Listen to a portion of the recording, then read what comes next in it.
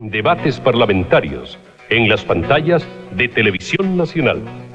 En Tabla, este domingo a las 14 horas, la pena de muerte. Sanción, venganza o escarmiento social. En Tabla, un nuevo programa con la conducción de Patricio Bañados. Este domingo a las 14 horas en Televisión Nacional. Televisión Nacional de Chile y Toalla de Papel Dry presenta Gillo a la camita. Olivia. ¿Sí? Hace mucho tiempo que tengo algo que decirte. Dímelo, Lucas. Perdón. Discúlpame, Soledad, disculpa. Tranquila. Ok, vamos a otra. Ya viene. Dímelo, Lucas. No lo calles ni por un segundo. Yo... ¡No, corten!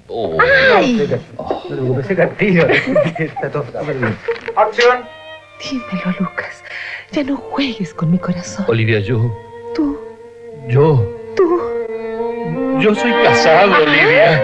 Más absorbente, más porosa, más toalla. Dry, la nueva toalla de papel. Excelente. Se imprime. Ahora sí, a la camita, a la camita.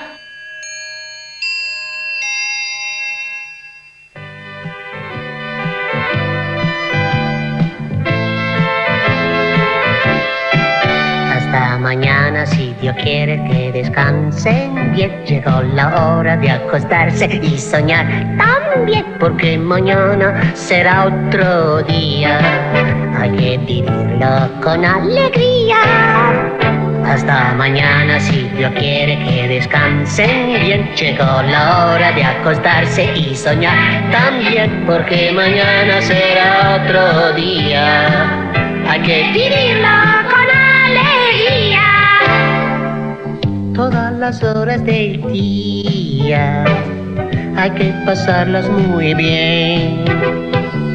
A la mañana a la escuela para estudiar y aprender. Y cuando llega la tarde, jugar o ver la TV. Luego cenar en familia y buenas noches porque el día ya se fue. Ahora sí, a la camita, a la camita.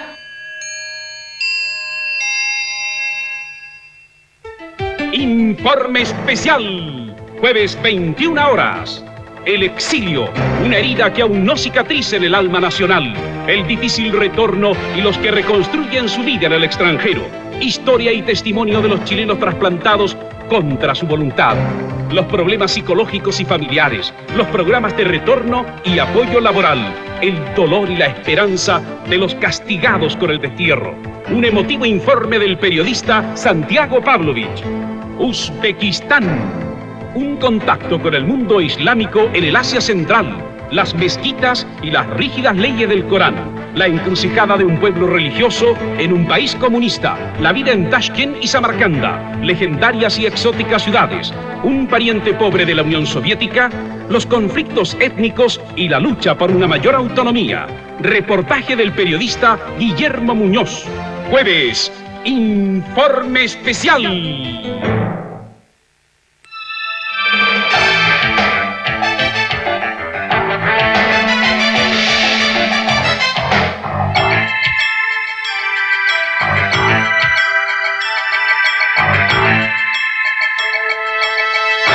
Hoy, 4 de octubre de 1976, Día del Santo Patrono San Francisco de Asís, nuestro país celebrará por primera vez el Día de la Solidaridad, fecha escogida por la Vicaría para conmemorar también su propia existencia. La Vicaría de la Solidaridad, sucesora del disuelto Comité de Cooperación para la Paz, es obra del cardenal Raúl Silva Enríquez y depende directamente del Arzobispado de Santiago. Su labor constituye el más concreto y efectivo aporte a la concordia y pacificación del país. Se espera que durante esta celebración la ciudadanía asuma un auténtico compromiso de respeto y ayuda al prójimo.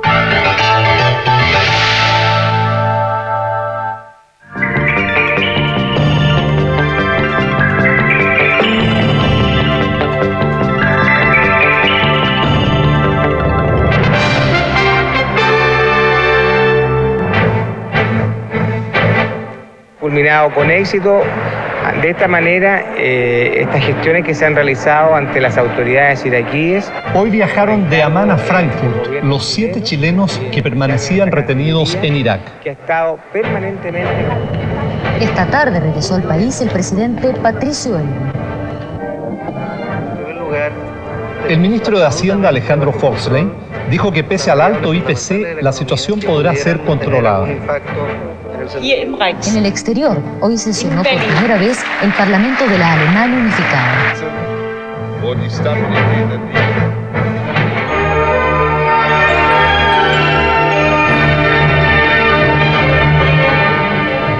Muy buenas noches, comienza aquí 24 horas, estas son las noticias. Muy buenas noches. Terminaron las especulaciones en torno a 7 funcionarios de la empresa Cardoen que se encontraban en Irak sin visas de salida.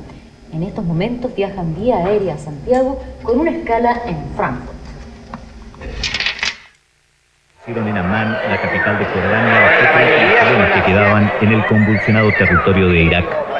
Al atardecer de ayer arribaron a esta capital árabe luego de viajar durante 90 minutos en uno de los tantos vuelos que unen a diario Amán con Bagdad. El grupo de funcionarios de Kardun aguardó el retorno a Chile recorriendo estas calles atiborradas de refugiados y luego compartiendo la sede diplomática chilena ubicada en una de las colinas de Amán, destinada a residencia de funcionarios extranjeros y de hombres de negocios jordanos. Luego, acompañados del embajador Haddad, se dirigieron al aeropuerto donde esperaron durante 5 horas la confirmación de sus pasajes a Chile vía Frankfurt. Obtenida respuesta favorable, cumplieron las restantes exigencias de los pasajeros internacionales con la alegría del pronto retorno a la patria. El embajador Haddad en el mismo aeropuerto resumió así su gestión en Bagdad. Debo dejar expresa constancia de que la recepción de las autoridades iraquíes y en general todas las autoridades con las cuales me entrevisté me dieron las facilidades necesarias que pudieron culminar con éxito esta gestión.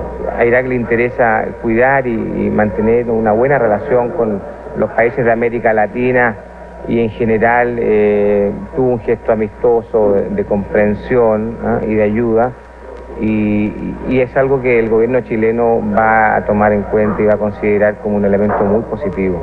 Los chilenos por su parte también recalcaron que no fueron nunca rehenes en Irak. En estos momentos el grupo de chilenos se encuentra en pleno viaje estimándose su arribo a Santiago para el mediodía del sábado.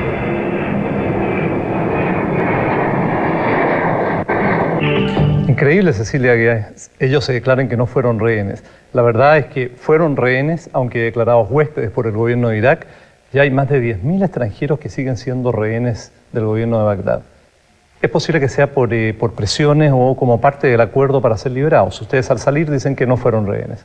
Puede ser, ¿ah? En todo caso, supongo que cuando lleguemos al país podremos tener declaraciones de ellos, ¿no? Es posible que lleguen al parecer el sábado estarán aquí y estaremos conversando con ellos sin duda alguna.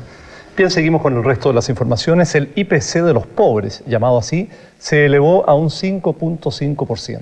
El programa de Economía del Trabajo que elaboró este indicador precisó que la crisis del petróleo tuvo en él una incidencia de un 2.2%. El programa de Economía del Trabajo, PET, confecciona mensualmente un IPC de los pobres, paralelo al oficial, que pretende determinar el aumento de los precios de los artículos que consume exclusivamente el 20% más pobre de la población. Este se empinó en el mes de septiembre a 5,5%, 6 décimas más que el IPC oficial. Bueno, a nosotros nos parece que las razones son muy semejantes a las que tiene el aumento del IPC oficial. Es decir, hay un efecto del alza del precio del petróleo, de los combustibles y sus derivados. Hay un efecto estacionario del alza de los productos alimenticios y también, con un cierto rezago, algo del aumento del IVA que venía incluido en la reforma tributaria. La diferencia entre ambos IPC explicó que obedece a que el transporte en locomoción colectiva, cuya tarifa aumentó en un 11%, tiene una incidencia mayor en este indicador. Economistas de oposición han señalado que el aumento del IPC no responde exclusivamente al problema del petróleo, sino que a medidas económicas tomadas por el gobierno. Bueno, yo creo que el gobierno ha sido particularmente cuidadoso frente al problema de la inflación, a tal punto que una de las críticas que se le había hecho era que tenía la economía demasiado ahogada por este proceso de ajuste que se instaló ya a fines del año pasado, antes de que asumiera este nuevo gobierno. el efecto del alza del precio del petróleo es determinante en esta cifra tan abultada. ¿En cuánto más o menos? En aproximadamente 2,2 puntos de los 4,9, de manera que estaríamos si no hubiera ese efecto directo, en un 2,7, que es muy parecido al 2,9% de inflación que hubo en octubre del año pasado o al 2,1 que hubo en septiembre de 1989. Y como reacción frente al alto IPC dado a conocer ayer en el mes de septiembre, el ministro de la Vivienda planteó hoy que hay que buscar un sistema de reajustabilidad intermedio a la unidad de fomento con el fin de permitir a miles de deudores habitacionales y futuros compradores poder adquirir una casa propia. Por su parte, los deudores piden una solución a sus problemas y para ello se dirigen a las autoridades de gobierno. Actualmente más de 500.000 de familias chilenas tienen deudas habitacionales que ascienden a un monto de 2.300 millones de dólares. Ayer el Senado aprobó un proyecto de ley para impedir el remate de 22.000 propiedades. Esta medida significa un gasto para el gobierno de 37 millones de dólares.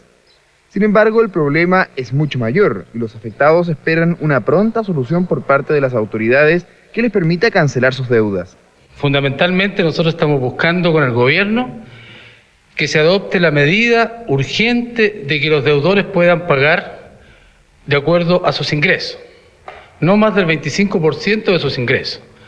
Gran parte de los deudores corresponden al Serviu, sin embargo, ellos significan solo un 25% del monto total del dinero, ya que 1.800 millones de dólares corresponden a familias endeudadas en UEFs con los bancos y financieras. Es importante entender de que hay que buscar también algún sistema de reajustabilidad intermedio por parte de las empresas, porque cuando hay tasas de reajustabilidad anuales o de IPC mayores que lo que es tolerable en términos de lo normal, debiera haber procesos de reajuste cada 6 meses, para que de alguna manera aquellos que tienen deudas en UEF, por supuesto también las habitacionales, el costo de pago sea menor. Ernesto Guajardo es un deudor con orden de remate, ya que no pudo pagar un préstamo de 980.000 pesos que al final se convirtió en una deuda de 7 millones de pesos. Pienso que los institutos financieros no quieren darle una solución porque va contra sus intereses y pienso que el Estado debería hacerlo, así como el Estado les tendió la mano cuando ellos estuvieron en crisis del sistema financiero, ya como le tiende la mano a los agricultores, por ejemplo, también nos tiende la mano a quienes somos los que aportamos con nuestros impuestos y a quienes tenemos al final la capacidad de decidir con nuestros votos quiénes han de dirigir este país. Pero él no es el único caso. En la Villa Tokio de la Florida se ha llegado al extremo de atacar con piedras a las personas que compran casas rematadas. Esto es en el peor de los casos, pero hay otros testimonios. Llegó el momento en que nosotros debíamos 6 millones de pesos por la casa. Así que no teníamos ninguna posibilidad nada más que se rematara. Se remató la casa al final. ¿Y cómo la recuperaron? Pidiendo un préstamo de mi marido al patrón y ahí la pudo comprar de nuevo. Comprarla de nuevo. La voluntad de los deudores para pagar existe, solo están esperando una decisión política que los ayude a solventar esta deuda, la que en muchos casos ya ha superado con creces el valor real de sus propiedades. Para 24 horas, informó Arturo Harlen. Delicado problema este, Cecilia. Sí, muy delicado, tanto así que sobre el tema de la UEF hay también otras opiniones. Por ejemplo, el empresario Francisco Javier Errázuriz afirmó que el aumento de la inflación es grave, pero que lo es más aún el problema de la UEF. El ex candidato presidencial manifestó que este no es el momento de sacar dividendos políticos. Hay que actuar con responsabilidad, dijo, y por ello ofreció su colaboración al gobierno. Cuando yo le dije que le ofrecía al gobierno, al presidente Elwin, colaborar con usted para tratar de ayudar en esta coyuntura, no en los demás problemas, porque usted es el presidente y yo no, por suerte. Y le deseo que le vaya bien, si yo deseo que le vaya bien a usted y al gobierno y a la concertación para que le vaya bien a Chile. Pero ahora está mal. Y por eso que yo le ofrezco ayudarlo. Pero usted tendrá que tomar las decisiones que no me corresponde a mí. A mí me corresponde colaborar con ella. El empresario Francisco Javier Errázuriz indicó que la inflación actual tiene una causa externa que es parcial y otra interna que se originó por el exceso de circulante que introdujo el gobierno pasado con fines electorales. La forma en que las autoridades han tratado de corregir esto último, dijo, no es correcta, porque se ha detenido el crecimiento.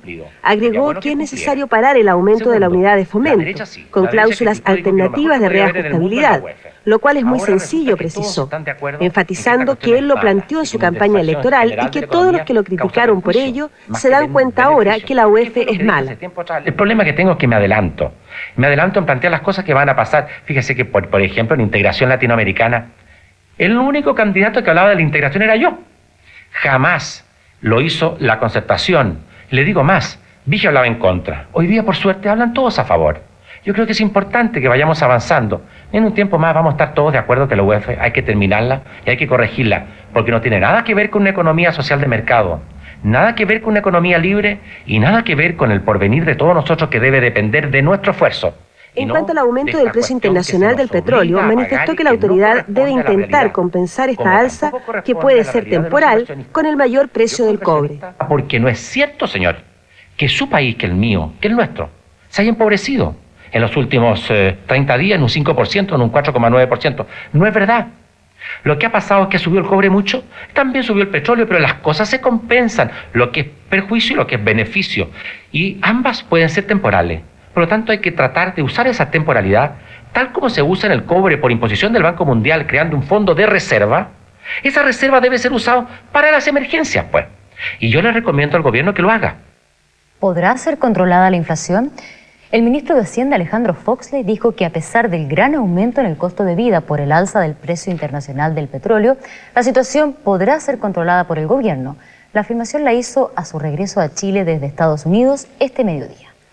La inflación está controlada, va a seguir controlada y la economía va a mantener una estabilidad, va a mantener señales claras para que continúe este vigoroso proceso de inversión y para que se materialicen todos los nuevos proyectos que pudimos conversar en este viaje con innumerables banqueros e inversionistas extranjeros.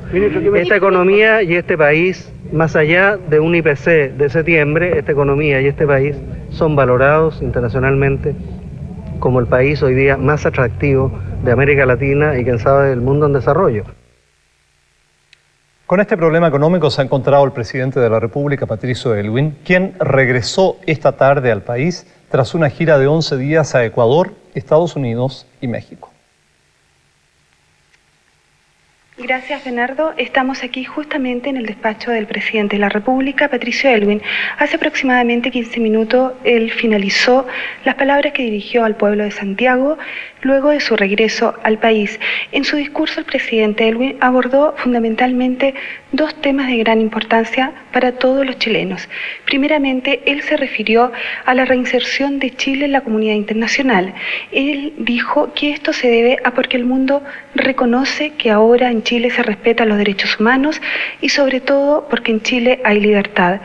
Pero también tocó otro punto que es muy importante para todos los chilenos, especialmente estos días. Se refirió al IPC de septiembre de un 4,9%.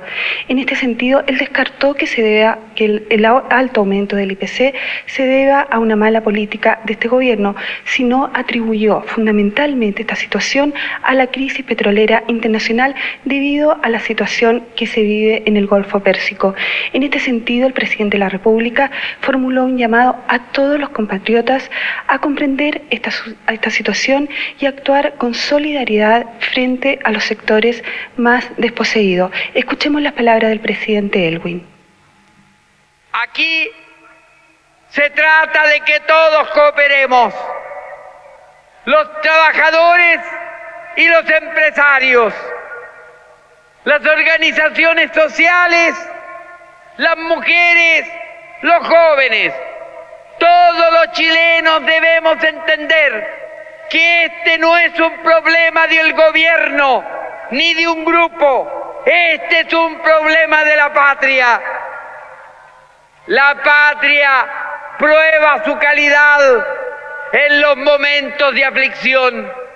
Cuando hay dificultades, es en la capacidad de superársela donde se prueba el ñeque, la capacidad, el talento de los pueblos. Chile, a través de la historia, ha dado múltiples muestras de que es capaz de hacerlo. Y yo hago un llamado a todos mis compatriotas a que colaboremos juntos para superar este problema. Tendremos que estrecharnos algo durante algún tiempo, pero el gobierno no cejará en su empeño. Mantendremos nuestros objetivos de contener la inflación, de impulsar el crecimiento y de hacer justicia social, haciéndole justicia especialmente a los más pobres de Chile. Ese fue entonces el llamado que el presidente de la República formuló a todos los compatriotas del país a comprender la situación internacional. Ahora vamos a ver las imágenes que corresponden cuando el presidente de la República regresó a las 13 horas con 17 minutos a nuestro país.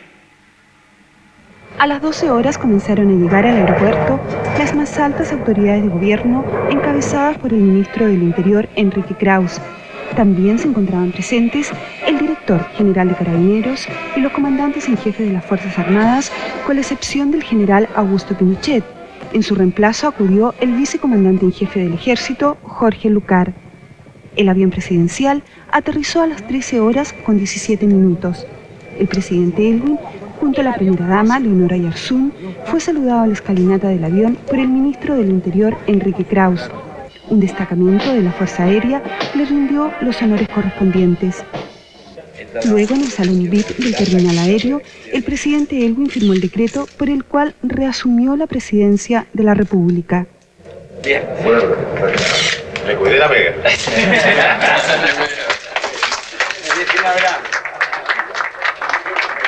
Luego el primer mandatario se retiró del aeropuerto en dirección a su domicilio particular, ubicado en la parte alta de Santiago.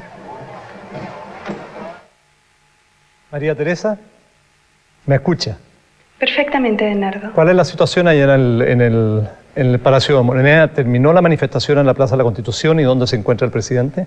Bueno, en este momento la gente alrededor de la Plaza de la Constitución ya se está retirando y aquí dentro del Palacio de la Moneda, ministros de Estado dialogan con el presidente de la República y también con la primera dama que se encuentra aquí. Nosotros estamos en el despacho mismo del presidente de la República y en este momento él se encuentra conversando con los secretarios, con sus asesores y que lo están recibiendo, que ya poco tiempo él ha tenido para conversar porque del aeropuerto se dirigió a su domicilio y luego llegó aquí al Palacio de la Moneda a hablar al pueblo de Santiago.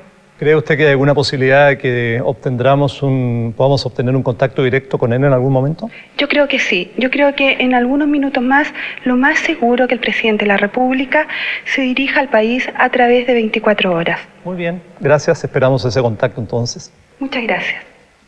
Bien, vamos ahora a una noticia deportiva, Cecilia. En 2 semanas más volverá a jugar Patricio Yáñez. El delantero de la Universidad de Chile realiza ejercicios de rehabilitación al margen del plantel. Universidad de Chile se prepara intensamente para enfrentar una nueva fecha del fútbol profesional. Su posición es comprometida. Hoy se esperaba ver a Patricio Yáñez entrenando en el Sausal, pero no llegó. Tras unas rápidas indagaciones, encontramos al delantero realizando ejercicios de recuperación de su lesión a la rodilla en el físico de la Universidad Metropolitana. Concentradamente, el futbolista se prepara para entrar en pocos días más a la cancha. Yo lo asumo todo. Es decir, creo que desde que he llegado he tenido la mala suerte de estar 2 veces lesionado, pero creo que nunca he ocultado, digamos, los problemas que con esto me ha significado. Crítica desmedida, opiniones sin tener la referencia ni la opinión de la gente que está trabajando conmigo, como el caso del profesor Zamorano, y se han dicho muchas cosas que no se ajustan a la realidad. Basta ver la prensa de ayer y de hoy para ver los titulares que ponen, desaparecido, que no saben ni la huella mía, que no sabe dónde está, que nadie, es decir, que poco menos que me he marchado del país. Cosa que no se ajusta a la realidad porque yo llevo aquí entrenando hace ya prácticamente 16, 17 días con el profesor Zamorano, todas las mañanas. Recién acabamos de tomarle un test de potencia anaeróbica. El test dio un resultado bastante bueno. De todos los deportistas testados acá en el laboratorio del Departamento de Educación Física, el test de Pato ha sido el segundo mejor en cuanto a rendimiento. En estas dependencias universitarias se trabaja intensamente en la recuperación del jugador Patricio Yáñez, quien probablemente el lunes asista al entrenamiento de la Universidad de Chile en el Sausal. Para 24 horas, Cristian Arismendi. Está dolido Patricio Yáñez porque se comenta mucho en los diarios de que él en realidad está de hace mucho tiempo lesionado, que ya no puede jugar o que en definitiva simplemente no quiere jugar. Ya hasta se dice en alguna prensa que él estaría inventando lesiones. Con razón está dolido, ¿no?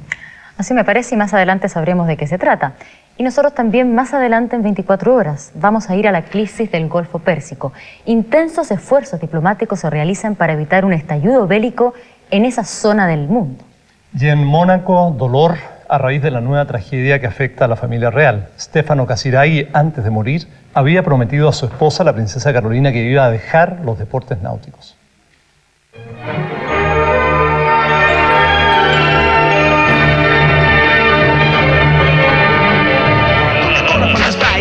Coca-Cola se pasaron con las Sauros Colección. Tan bonita y entretenida es la Sauros Manía.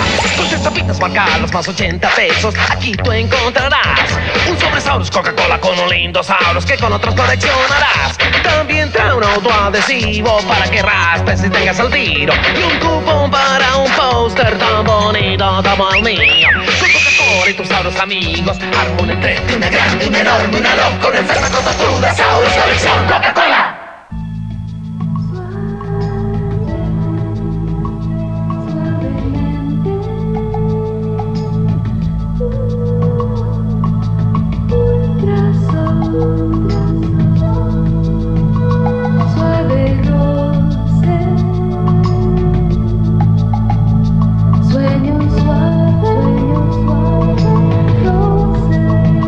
Acolchado Ultra Soft de Rosen, el lado suave del vigor. Si su actual cama no soporta el peso de los años, venga a DIN. Todo en dormitorios, muebles y colchones con descuentos hasta un 20%. Solo en DIN, el crédito más conveniente. Es súper fácil jugar Polla Bingo. Si la Panchita completa primero que nadie una línea, gana. Si completa 2, gana más todavía. Si mi mamá completa primero que nadie todo el cartón, gana Polla Bingo. Y si antes de llegar a la bolita 38 de O menor, yo completo el cartón de la guagua, ¡me gano el Super Polla Bingo! ¡Tío! Los millones quedan en familia. Compre ya Polla Bingo y participe en los sorteos millonarios todos los domingos a las 18:30 en Televisión Nacional. Y con el Super Polla Bingo, además, una casa en Reñaca.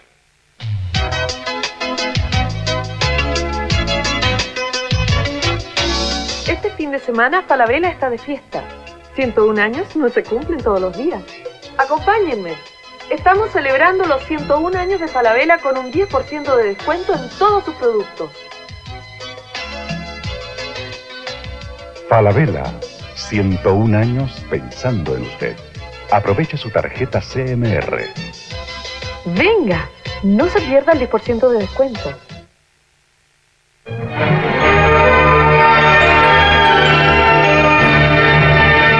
Y al volver, las noticias del exterior. La reunificación de Alemania dejó por algunas horas la atención del mundo en la crisis del Golfo Pérsico. Sin embargo, el peligro de una guerra en la región sigue tan latente como desde el día en que Irak invadió Kuwait. Hoy la mayor novedad la constituyen los intensos esfuerzos diplomáticos que se hacen para evitar el estallido del conflicto bélico. En la zona se encuentran personalidades de muy alto nivel como el presidente francés François Mitterrand, el primer ministro del Japón Toshiki Kai-fu y un enviado del presidente soviético Mikhail Gorbachev. No se descarta que las gestiones negociadoras puedan tener éxito. Sin embargo, la visión de la mayoría de los expertos sigue siendo muy pesimista. Para el presidente Mitterrand, que efectuó una visita relámpago a Arabia Saudita, la búsqueda de una solución pacífica es prioritaria. En su entrevista con el rey Fahd, planteó que la aplicación plena del embargo contra Irak es una buena posibilidad de lograrlo. El monarca saudita, siendo partidario de ejercer presión sobre Saddam Hussein, duda que la medida tenga éxito. Paralelamente, el segundo hombre en la jerarquía iraquí. El primer ministro japonés, Toshiki Kai-fu, por su parte, sostuvo una prolongada entrevista con el viceprimer ministro iraquí Taha Yassin Ramadan, en la capital jordana. Había gran expectativa en torno al encuentro, pero los resultados fueron nulos. Kai-fu ni siquiera pudo obtener la posibilidad de liberación de 141 japoneses retenidos por Irak. Por otra parte, hoy arribó a Bagdad el enviado especial del presidente Mikhail Gorbachev, Yevgeny Primakov. Este pidió al canciller iraquí Tariq Aziz facilitar la salida de 5.000 soviéticos, pero no hubo tampoco al parecer una respuesta positiva. Es probable que Primakov se entreviste con Saddam Hussein, a quien lleva un mensaje personal de Gorbachev.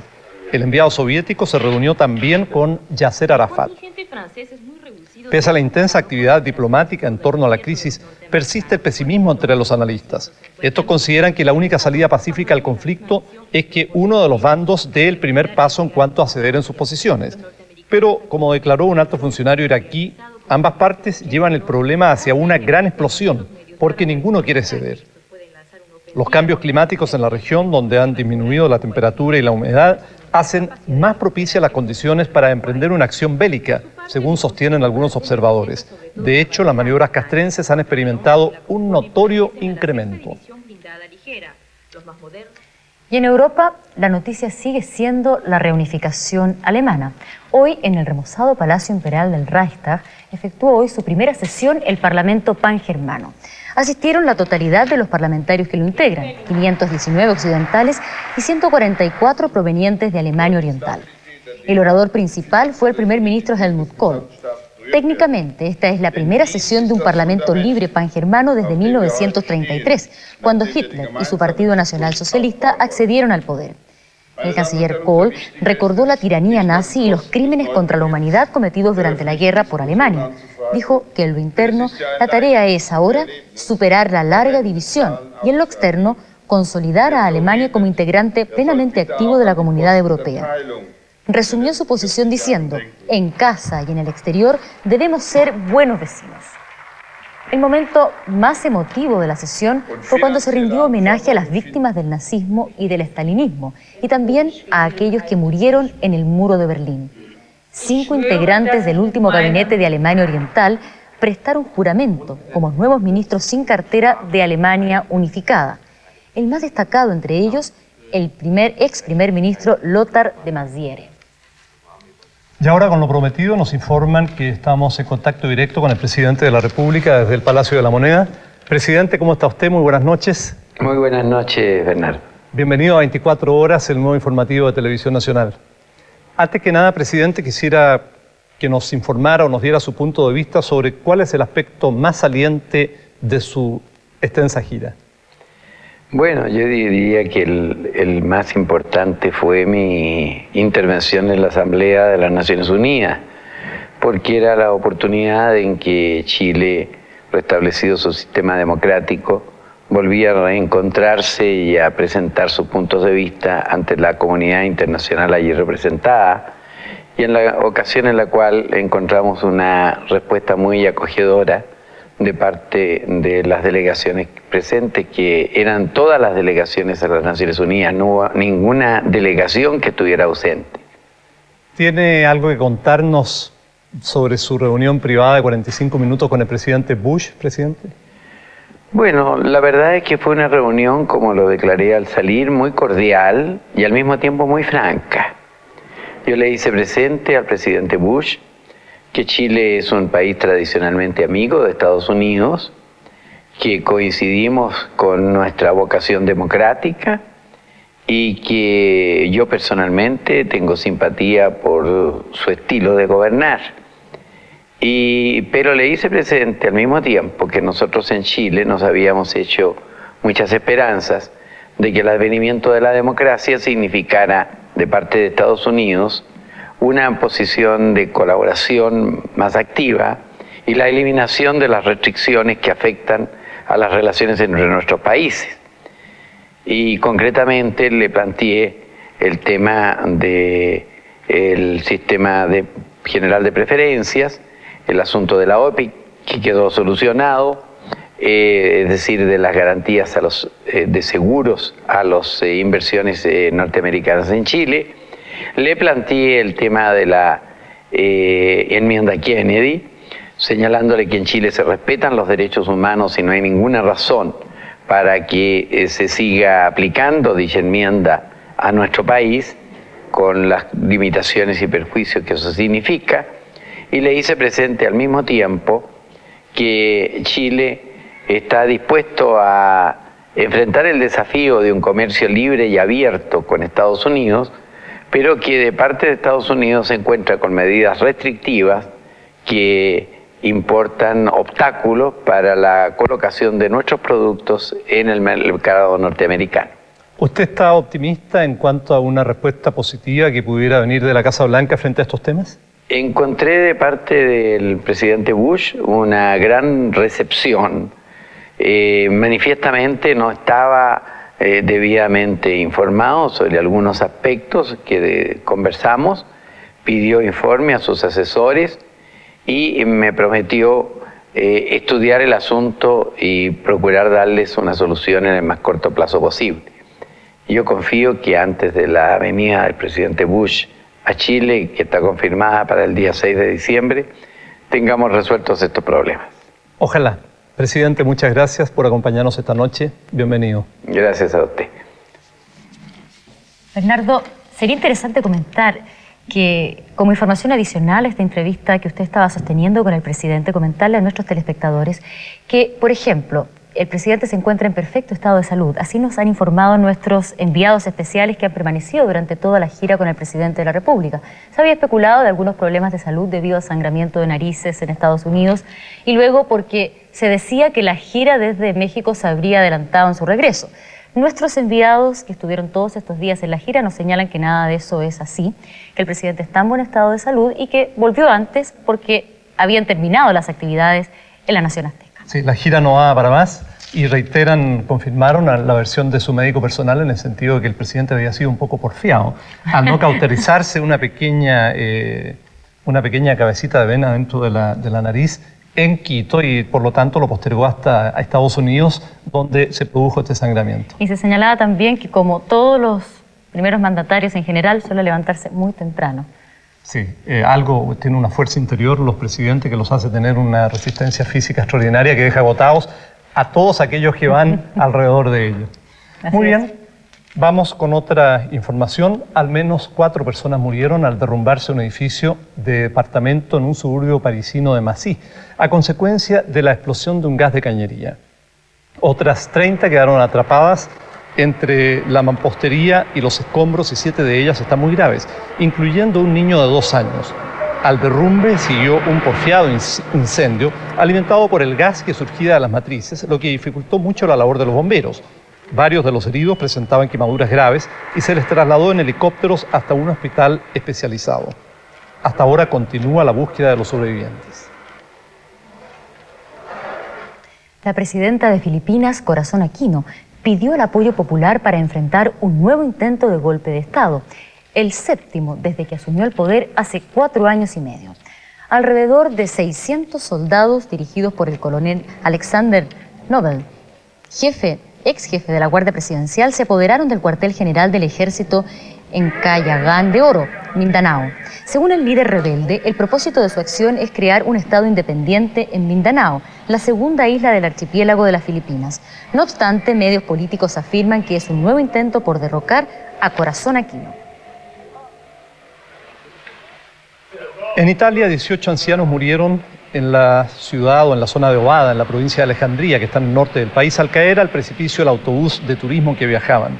Sobrevivieron 38 pasajeros que resultaron todos heridos, algunos de ellos graves. La empresa propietaria del autobús dio como causa del accidente una súbita enfermedad del conductor. Este pereció en el lugar del accidente. Y en París se inauguró el Salón Mundial del Automóvil.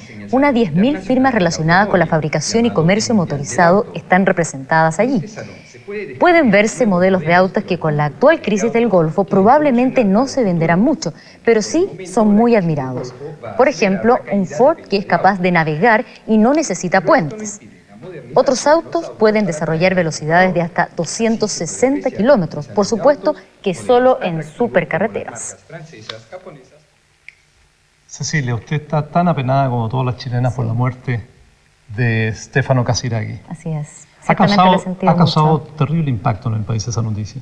Era un personaje muy querido, lo conocíamos a través de las revistas y yo he sentido también que muchas otras mujeres y hombres se han sentido como conmocionados por la tristeza de la familia real de Mónaco. Era muy hermoso además, muy importante. Bueno, ¿para qué le cuento? Bueno, los habitantes del pequeño Principado de Mónaco todavía se muestran incrédulos ante esta nueva tragedia que afecta a la familia real. Stefano Casiraghi, muerto en el accidente durante una competencia náutica, como señalábamos antes, había prometido a la princesa Carolina, su esposa, que iba a abandonar este deporte al término de esa carrera.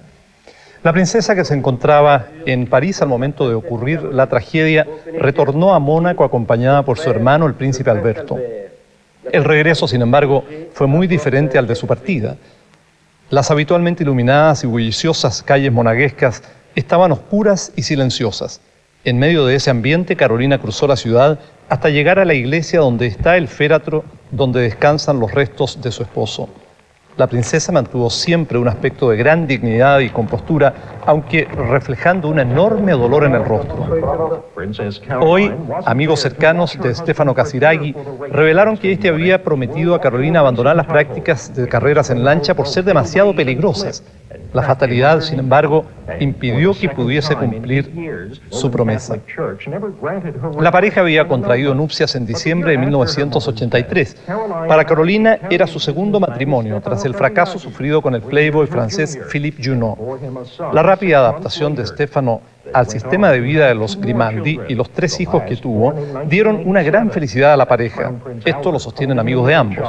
Pero la tragedia que parece perseguir a la familia real monegasca reavivó el recuerdo del accidente que causó la muerte a la princesa Grace en septiembre de 1982. Según algunos, esta tragedia no solo puso fin a una historia de película, sino que también marcó un sino de Mónaco. Y desde ese lugar volvemos a nuestro país con noticias políticas específicamente referidas al movimiento juvenil Lautaro. El presidente de Renovación Nacional señaló que la denuncia del diputado Alberto Espina respecto a la utilización de parroquias por parte del movimiento juvenil Lautaro es seria, responsable y prudente. Andrés Alemán agregó que la información tiene plena vigencia y de ello están en antecedentes el gobierno y también la Iglesia. El día martes, personalmente me entrevisté aproximadamente durante 2 horas con Monseñor Precht, en compañía del vicepresidente Alberto Espina. Le entregamos a Monseñor Precht la totalidad de la información que hasta ese momento nosotros contábamos, que concretamente, como a él le consta, involucra a lo menos a 6 parroquias o capillas del área metropolitana. Monseñor Precht nos pidió reserva respecto de esta información para efectuar las investigaciones del caso, y él públicamente ha reconocido la seriedad de nuestra denuncia. Ese mismo día, Belisario Velasco, ejerciendo las funciones de ministro del Interior, tomó contacto con el diputado Espina y con el vicepresidente del partido, don Miguel Otero, a quien también le ratificamos y le dimos a conocer los antecedentes de los cuales nosotros disponíamos. De manera que reitero que la actuación del partido en esta materia ha sido seria, responsable y prudente. El presidente de Renovación Nacional informó que pidieron hoy una audiencia con el general director de Carabineros con el objeto de tratar materias de orden público que interesan a la colectividad. Agregó que siempre han tenido una fluida relación con la policía uniformada que ha sido pública y la cual seguirán manteniendo. Sin conocer los antecedentes, anticipó un juicio. Muy bien, volvemos al ámbito deportivo. Fueron nominados los jugadores de fútbol que integrarán la selección nacional que va a enfrentar a Brasil en 2 partidos amistosos. En el recinto de Juan Pinto Durán, el presidente de la Asociación Nacional de Fútbol, Abel Alonso, junto al entrenador Arturo Salá, dieron a conocer la lista de jugadores que enfrentarán a Brasil en 2 partidos amistosos, aquí en Santiago el 17 de octubre y en Belém el 8 de noviembre. Aquí los jugadores que están es porque en estos momentos son considerados los que están rindiendo en el mejor nivel. Y estimo que ese debe ser el criterio de una selección adulta. La lista de 19 jugadores llamados al plantel es la siguiente: Jorge Aravena, del Club Puebla de México; Jorge Contreras, Marco Cornés, Fabián Estay, Luis Pérez y Andrés Romero, de Universidad Católica; Rubén Espinosa, Lizardo Garrido, Javier Margas, Rubén Martínez, Raúl Ormeño, Jaime Pizarro y Eduardo Vilches, de Colo-Colo; Juan Ramón Garrido, de Palestino; Aníbal González, de O'Higgins; Luis Guarda, de Everton; Héctor Puebla, de Cobreloa; y Ronald Jávar y Richard Zambrano, de Unión Española. No está Iván Zamorano en la preselección, lamentable. Es un partido amistoso nomás, entonces era muy difícil traerlo desde Europa, pero sí viene el famoso Jorge Cañón Aravena. Veremos qué pasa con el fútbol, pero tenemos otras interesantes noticias luego en 24 horas. Un atraso de 40 años experimenta la Biblioteca Nacional en la adquisición de libros. Y en Concepción, un reo cumplió 45 días en huelga de hambre porque asegura que es inocente.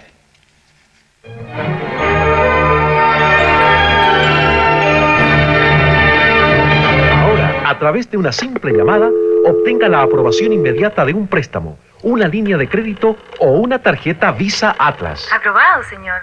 Llame a el teléfono Atlas.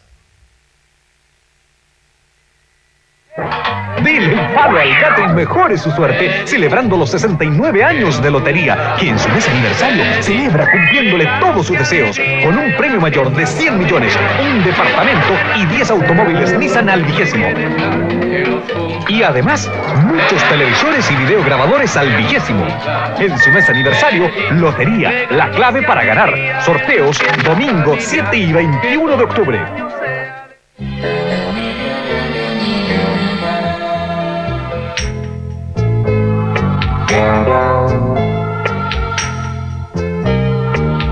Sensaciones de líneas y texturas.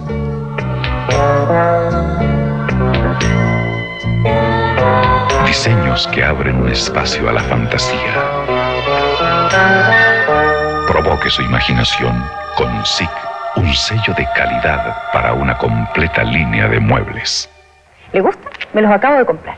Bueno, usted ya sabe, es que la primavera es novedad en Almacenes París. Y esta semana está dedicada a la mujer. En accesorios hay cosas realmente maravillosas. Sombreros, pulseras, cadenas, pañuelos, artículos italianos, muy novedosos y de gran calidad. Todo lo nuevo en accesorios y con el mejor crédito, por supuesto. Gracias.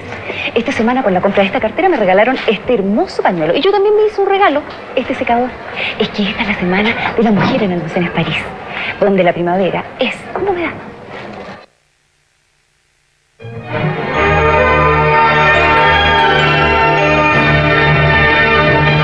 Grave situación afecta a la Biblioteca Nacional de Chile, la que se encuentra en franco deterioro, con un atraso de 40 años en la adquisición de los libros y un vasto número de periódicos archivados que está pronto a desaparecer. La Biblioteca Nacional guarda la memoria cultural de un pueblo. Sin embargo, la chilena, según señaló su coordinadora general, Úrsula Schadlich, tiene 40 años de retraso. Esto se debe al deficiente número de libros que se han comprado. Por ejemplo, en 1989 se adquirieron 427 ejemplares y en 1988, 408. Para paliar los vacíos que se han producido en las colecciones de la Biblioteca Nacional, sería necesario pensar en adquirir entre 10 y 15 mil volúmenes anuales solamente para la Biblioteca Nacional. La falta de modernización de esta sección es solo uno de los dramas que vive nuestra Biblioteca Nacional. Otra tragedia es la que azota a esta área, donde se archivan los periódicos nacionales. Aquí se guardan cerca de 45.000 volúmenes, pero según la coordinadora, entre un 20 y un 30% de ellos está en franco deterioro. Esto hace imposible incluso microfilmarlos para poder conservar su contenido y así evitar que desaparezcan para siempre. Es el caso, por ejemplo, de numerosos volúmenes correspondientes a El Mercurio entre los años 1870 y 1880. Esto se debe fundamentalmente al excesivo uso de los ejemplares y, por supuesto, a la falta de normas de conservación, pero hay también otros elementos. En nuestros almacenes, a pesar de que el edificio es bastante apropiado, necesitamos reguladores de temperatura, mantener una humedad ambiente estable, apropiada a los periódicos.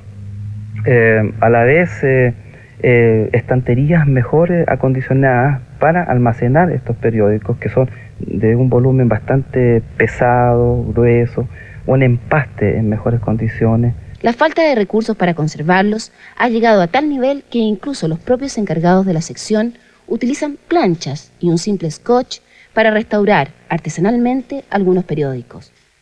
Mientras tanto, continúa el uso masivo de las publicaciones y la única manera de no perderlas para siempre sería microfilmándolos, para que los usuarios utilicen las microfichas en vez de los originales. El costo de ello es aproximadamente un 70% menor que el de restaurar un volumen. Microfilmar todo el material sería una solución, no solo para el problema del deterioro, sino también frente al desafío que significa almacenar un creciente número de publicaciones en un espacio que ya está saturado. Para 24 horas, Mariluz Velasco. Este tema, como vemos, está en la noticia y por ello haremos un contacto a través de uno de nuestros equipos móviles con el actual director de Bibliotecas, Archivos y Museos, el historiador Sergio Villalobos. Buenas noches, Sergio. Buenas noches, Cecilia. Quisiéramos que usted nos contara, a su juicio, a qué se debe el actual estado de la Biblioteca Nacional. Bueno, se ha debido a una falta de recursos y de preocupación por esta entidad durante largos años, y que se ha acentuado en los últimos 17 años, en que la caída del presupuesto es aproximadamente de un 60-65%. Y eso ha impedido entonces renovar las colecciones, preocuparse de ellas, almacenarlas de la manera debida y hacerle los tratamientos técnicos. ¿Usted responsabiliza a la anterior administración de los daños que está sufriendo la Biblioteca Nacional en estos momentos? Porque así lo ha hecho públicamente. Sí, desde luego, y como yo le decía, en los últimos 17 años ha habido un deterioro mayor, pero el problema se arrastra desde antes. Y fundamentalmente es una cuestión de presupuesto y de real interés por las cosas de la cultura. Bueno, vamos a hacer entonces un contacto con el anterior director de Bibliotecas, Archivos y Museos, el abogado don Mario Arnelo, quien estuvo en ese cargo hasta el 11 de marzo pasado. Buenas noches, Mario. Buenas noches, Cecilia. Quisiera que usted nos contara su opinión sobre lo que ha señalado recientemente don Sergio Villalobos. A mí no me gusta entrar en polémicas inútiles, porque el señor Villalobos no entiende razones ni cambia su manera de pensar aún ante la evidencia. Pero la verdad es que no es el cuadro tan negro ni tan trágico, ni es efectivo que sea tampoco un deterioro acusado, aumentado en los últimos 17 años. Yo diría todo lo contrario. Y hay dos razones fundamentales que así lo demuestran. Yo diría una, los dos directores que más tiempo fueron director de la Biblioteca Nacional en esos años, don Roque Esteban Escarpa y don Enrique Campos Menéndez. Don Roque, nombrado en el gobierno de Frei, fue mantenido en sus funciones en el gobierno militar durante 4 o 5 años más, y Enrique Campos tuvo 9 años en el cargo. Ninguno de ellos dos merece una crítica tan injusta y un cargo tan inexistente. Y naturalmente que en los 3 años que yo estuve no iba tampoco a deshacer la gigantesca obra que ellos realizaron. Y la segunda razón fundamental es que el personal de la Biblioteca Nacional son funcionarios de óptima calidad, con una vocación de servicio público tan digna de encomio que ellos no habrían tampoco aceptado una destrucción de un patrimonio nacional tan valioso. Mario, ¿pero usted acepta que el estado actual de la Biblioteca Nacional es deplorable? No es así. Yo le diría que esta biblioteca, a pesar de la escasez de recursos, a pesar de una cantidad de fenómenos que se han venido arrastrando, de la falta de priorización de estos instrumentos culturales a través de mucho tiempo, la Biblioteca Nacional ha cumplido, y es un orgullo para los chilenos, sus 4 o 5 grandes funciones fundamentales. Ahora, cuando se muestran, por ejemplo, esos periódicos, es un fenómeno que viene de mucho tiempo. Pero ¿por qué no se pone énfasis, por ejemplo, en los programas de microfilmación de toda la colección de diarios chilenos del siglo XIX que hemos realizado en los últimos 2 años con un esfuerzo financiero enorme?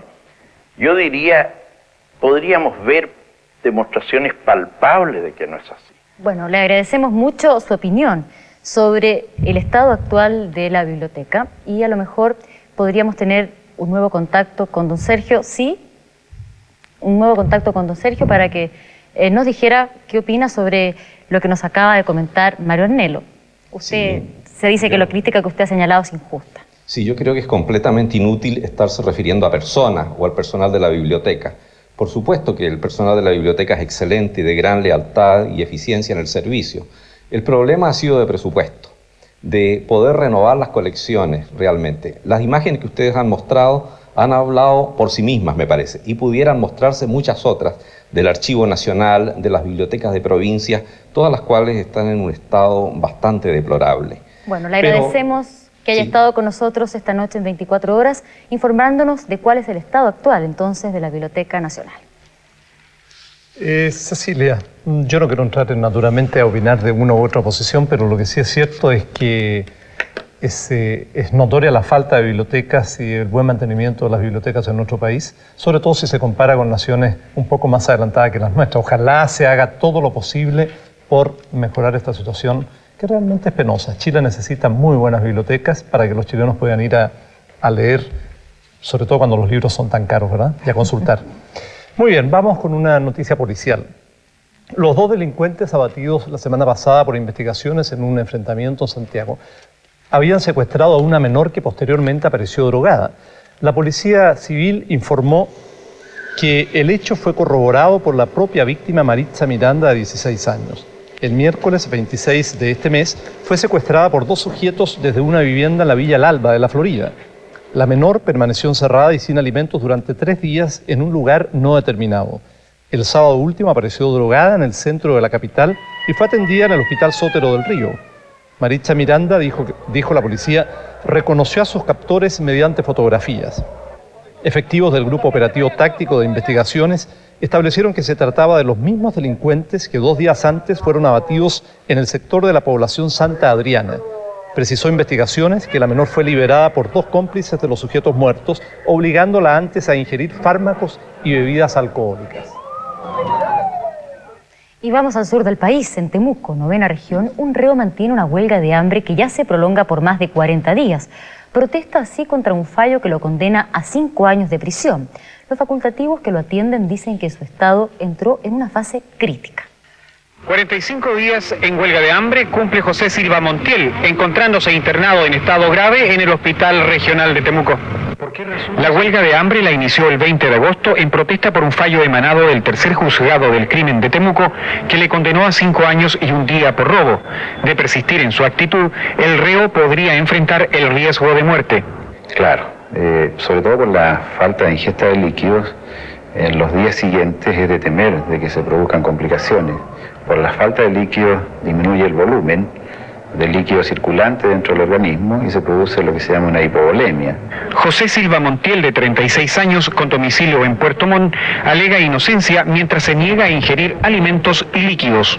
En el momento de nuestra detención, en investigaciones se nos acusó de haber sido autores directos del robo de unos motores fuera de borda, lo cual nosotros en nuestro poder andamos trayendo documentos notariales justificando de que los motores los habíamos comprado. Pero aún así se nos acusó. Más de eso fuimos torturados. Nosotros hemos intentado convencerlo de que por la vía que él está intentando llamar la atención de los tribunales no va a lograr el objetivo deseado y hemos buscado la forma de contactarnos con sus abogados de tal manera que se puedan deducir los recursos que corresponden para los efectos de que estos antecedentes sean remitidos a la excelentísima Corte Suprema, situación que deberá producirse ya en los próximos días. 32 periodistas chilenos son procesados actualmente por la justicia. De ellos, 2 están encargados reos y otros 2, que son Juan Andrés Lagos y Juan Pablo Cárdenas, se encuentran detenidos en el anexo Cárcel Capuchinos. Hasta allí llegó esta mañana el obispo auxiliar de Santiago, Monseñor Jorge Hurtón. Me parece un desatino, pues, total. Pero en fin, yo confío mucho en que las leyes cumplidas van a cumplirse por fin. Agregó que así podrá recuperarse la dimensión de la democracia que aún falta. Respecto a su visita al director de la revista Análisis, Juan Pablo Cárdenas, dijo que éste espera que al menos le concedan la libertad bajo fianza. Lo que le achacan tiene mucho menos gravedad que los insultos del general paracaidista. Entonces, si el gobierno tuvo el gesto moral ejemplar de desistirse, bien podían los fiscales ponerse en onda, ¿no?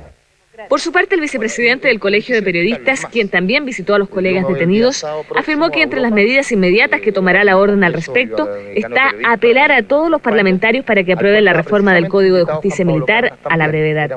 Añadió que además se emplazará al general Pinochet a que explique qué significa esta persecución y hostigamiento contra los periodistas, a que entienda, puntualizó, que el ejercicio del periodismo implica decir la verdad, lo que no es un delito. Creo que aquí hay que hacer claridad en el país y en el mundo que si bien estamos en una incipiente democracia, todavía existe un poder militar que tiene una fuerza enorme y puede arbitrariamente estar deteniendo a periodistas. Vamos a un tema completamente diferente. ¿Sabía usted que hoy el Santoral celebró al patrono de los animales y la naturaleza? Al respecto es nuestra siguiente nota. Cientos de personas se congregaron esta mañana en el jardín de la iglesia San Francisco, una isla en el contaminado centro capitalino. Todos los años, desde que en 1979 el Papa Juan Pablo II consagró a San Francisco de Asís como patrono de la ecología y de la paz, los propietarios llevan a sus mascotas para que reciban la bendición. Pueden observarse familias completas de perros y gatos, y también a un solitario canario y una tortuga. Es el momento en que los hombres manifiestan claramente su amor por los animales. Puede verse también en fraternal actitud a animales que habitualmente no son amigos. ¿Por qué viene a bendecir a su perro? Porque así me lo protege el patrono de San Francisco y me la mantiene sanita. Simultáneamente en el zoológico del Cerro San Cristóbal, los animales salvajes y exóticos recibieron también una bendición en esta especial jornada. Y esta fue la protagonista de las actividades realizadas hoy en el zoológico metropolitano. La pequeña camella nacida hace solo 2 semanas, que fue bendecida por los padres de la Recoleta Dominica en esta jornada del patrono de la ecología y de la paz, San Francisco de Asís. Para 24 horas, José Ignacio Aguirre. Muy bien, ya volvemos en 24 horas con más informaciones, esta vez sobre una disputa que se ha producido entre parlamentarios sobre la posible visita a la colonia de Dignidad.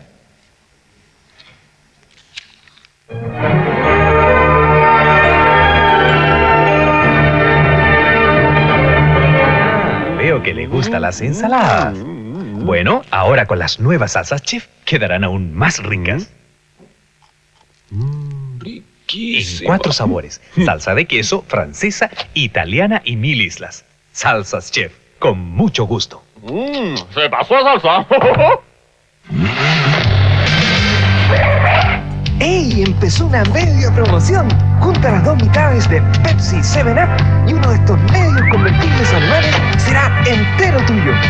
Motos, skate, mountain bike, láser, chips eléctricos, windsurf. Hay más de 950.000 premios. Y como Pepsi sabe lo que a ti te gusta y te lo da, busca bajo las tapas una de las muchísimas entradas gratis a Amnesty 1990. 12 y 13 de octubre, Estadio Nacional. Sting, New Kids on the Block, Sinead O'Connor y muchos otros. Desde Chile, en un abrazo de esperanza a las nuevas generaciones. Pepsi moviliza a la nueva generación. Si su comedor se pone nervioso con las visitas, venga a DIN. Todo en comedores, muebles y colchones con descuentos hasta un 20%. Solo en DIN, el crédito más conveniente. Desde este miércoles, comprar Ercilla será además un excelente negocio. No se la pierda.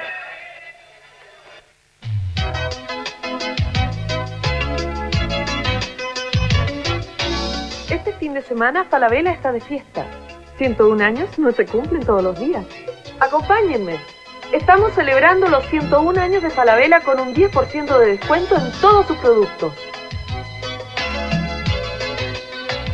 Falabella, 101 años pensando en usted.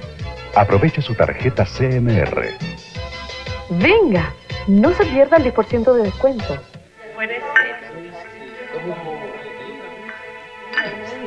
Sin cheques y sin efectivo. Usted necesita orientación y apoyo. Para eso, hay un amigo que siempre está ahí, preocupado de sus reales necesidades.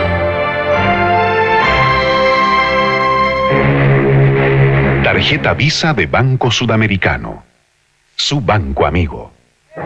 Dile el palo al gato y mejore su suerte celebrando los 69 años de lotería, que en su mes aniversario celebra cumpliéndole todos sus deseos con un premio mayor de 100 millones, un departamento y 10 automóviles Nissan al 20º. Y además, muchos televisores y videograbadores al 20º. En su mes aniversario, lotería, la clave para ganar. Sorteos, domingo 7 y 21 de octubre.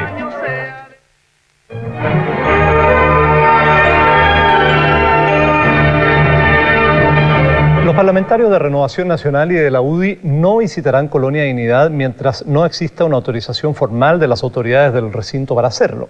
En tanto que los diputados de la Concertación insistieron hoy en que, de todas maneras, el próximo sábado estarán allí.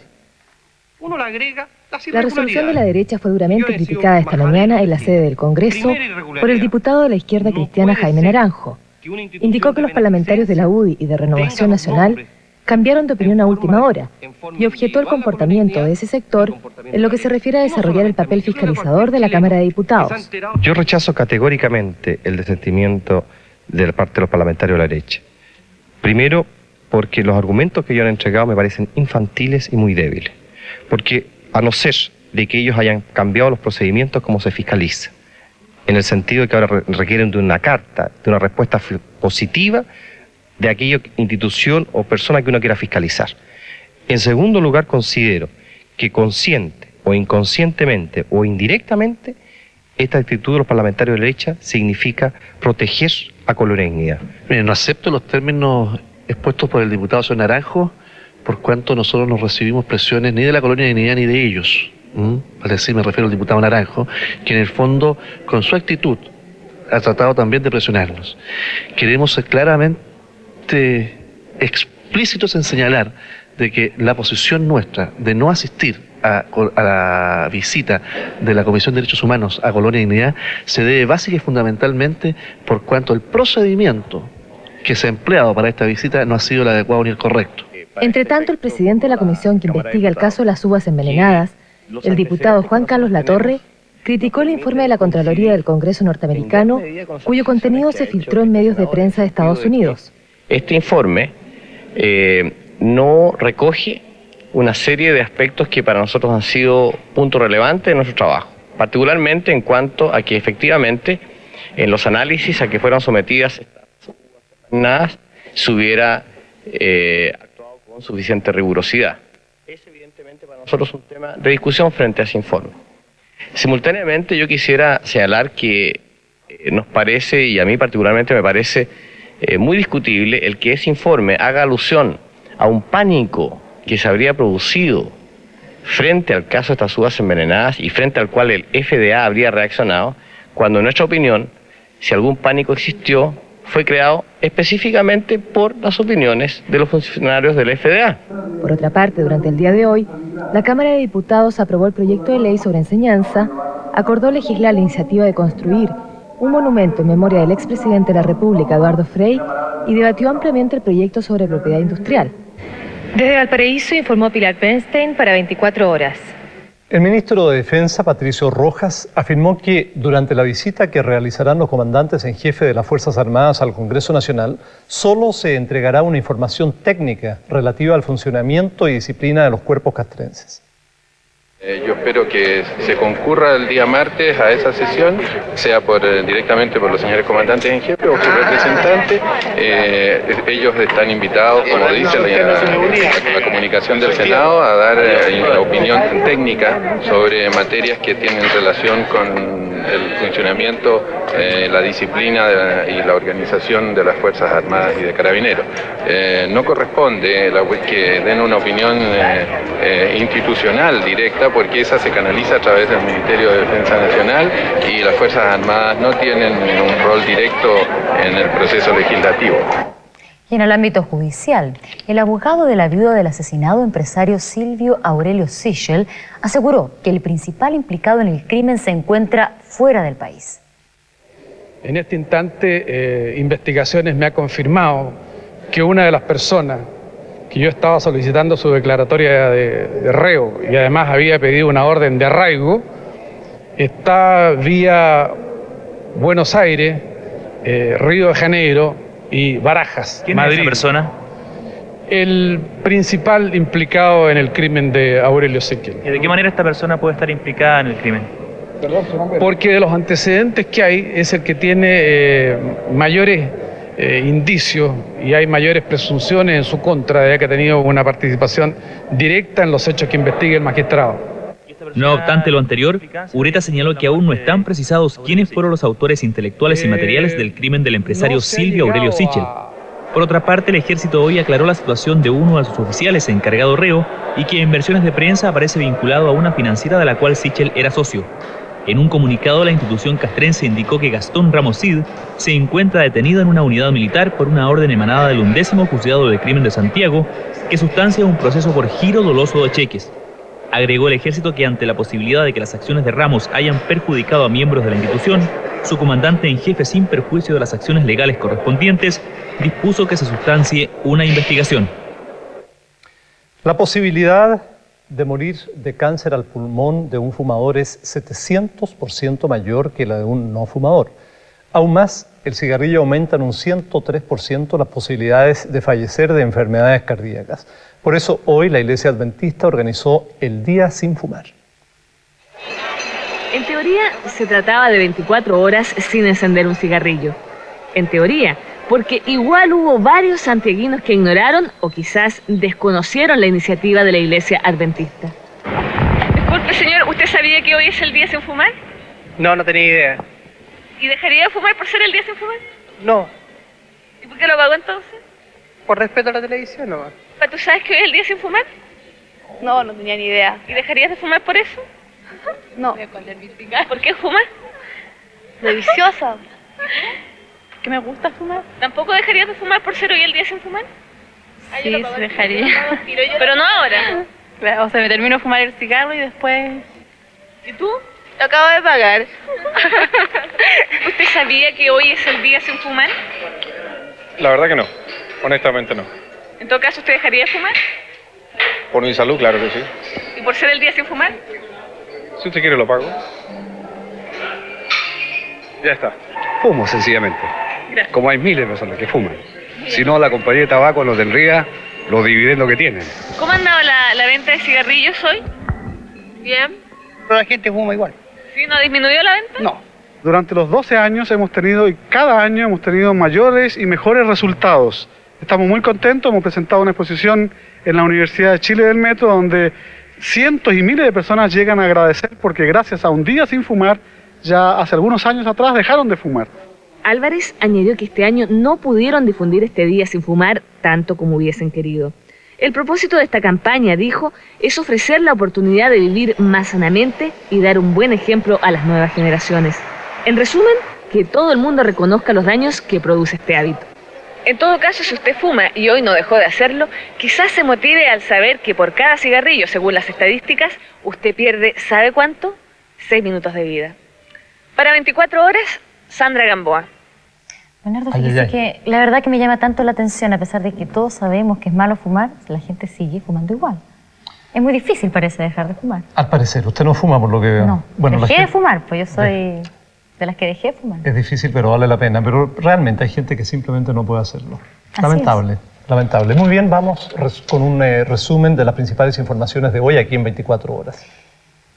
Exitosa gestión del embajador Nelson Haddad logró que Irak autorizara la salida de los 7 chilenos empleados de la firma Cardoen. Esta tarde regresó al país el presidente Patricio Aylwin.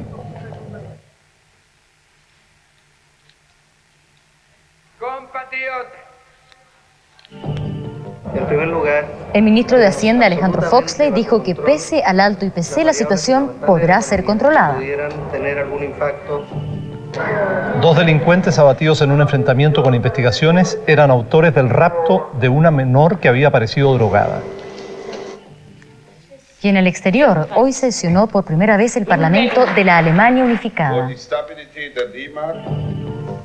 El presidente francés François Mitterrand cree que la plena aplicación del embargo a Irak podría solucionar la crisis en forma pacífica. Y para terminar, nuestras felicitaciones a los 3 ganadores del concurso del loto de hoy. Cada uno va a recibir más de 35 millones de pesos. La combinación perfecta es la siguiente: números 4, 6, 12, 18, 20 y 27. Repito, 4, 6, 12, 18, 20 y 27. Y por último, la restricción vehicular para mañana. Total, en todo el área metropolitana, números 4 y 9. Para el centro de Santiago, los números 7, 8 y 0. Hemos recibido carta. ¿De nuevo? Un fax esta vez, estamos más modernos. Hemos recibido un fax desde Buenos Aires. Estimado Bernardo, dice: por encargo del embajador don Carlos Figueroa, me es grato transmitirle a usted y a todo el personal que colabora con vosotros nuestras felicitaciones por el excelente nivel del noticiario 24 horas que comenzó el lunes primero. Como usted sabe, el canal nacional se ve prácticamente como estación local en Argentina, especialmente en Buenos Aires, donde su programación se emite a través de una estación de cable. La primera evaluación efectuada por profesionales de la televisión local ha sido muy positiva para el noticiario que usted dirige. Gracias. Muy bien, a ustedes también muchas gracias. Los dejamos en compañía de Informe Especial esta noche con 2 reportajes, uno sobre el exilio y el otro sobre la República Soviética de Uzbekistán. Buenas noches. Muy buenas noches, hasta mañana.